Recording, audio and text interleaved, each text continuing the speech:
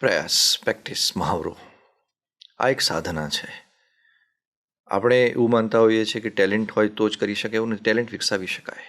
એ Dzire હોવું જોઈએ, ઈચ્છા હોવી જોઈએ કે મારે આ કરવું છે, અને સતત મહાવરો જોઈએ. કોઈ પણ ભાષા, German, French, Sanskrit, Gujarati, English, Hindi, XYZ, any language, એમાં તમારે મહાવરો જોઈએ. આમાં તમારે મહાવરો કરવો પડે, લખવા માટે વિશેષ કરવો પડે.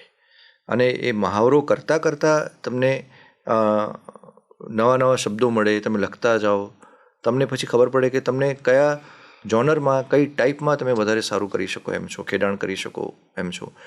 ઘણા નોવેલિસ્ટ છે, એ બહુ સારા નોવેલિસ્ટ હશે, પણ શોર્ટ સ્ટોરી રાઇટર એ સારા ન નીવડી શક્યા. There are some poets or great poets, પણ નોવેલમાં એમણે ખેડાણ કરવાનો પ્રયત્ન કર્યો પણ ના થઈ શક્યા.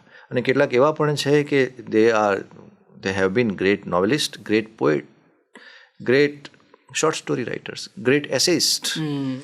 તો એ મઠારવું પડે, એ સતત શીખવાની ભાવના રાખવી પડે, એ પ્રયાસ જોઈએ. 5 મિનિટ, 10 મિનિટ, 15 મિનિટ સતત પણ શીખવાની ભાવના રાખવી પડે. આપણે શું કરતા હોઈએ છીએ, ક્યારેક ફ્રસ્ટ્રેટ થઈ જઈએ છીએ. આમાં જે યોગમાં એક શબ્દ છે, અનંત સમાપત્તિ. સતત શીખવાની ભાવના. There is no time limit. આ તો વેસ્ટર્ન કોન્સેપ્ટ છે કે 3 મહિનામાં પાતળા થઈ જાઓ, 6 મહિનામાં પાતળા થઈ જાઓ. સ્વાસ્થ્ય એ તો અનંત સમય સુધી જીવો ત્યાં સુધી ચાલતી પ્રક્રિયા છે. બિલકુલ. એટલે તમે ક્રેશ ડાયટ કરીને થોડુંક વજન ઘટાડી દો, પણ તમે કેટલું પછી બાકીનું બધું નુકસાન કર્યું છે શરીરનું એ તમને ખબર નથી. એટલે આમાં પણ અનંત સમાપત્તિ, સતત શીખવાની ભાવના, સતત શીખવાની ભાવના, અને સતત એને જારી રાખવાની ભાવના. તો એ ધીમે ધીમે આવે. હું આજની તારીખમાં શીખતો હોઉં છું.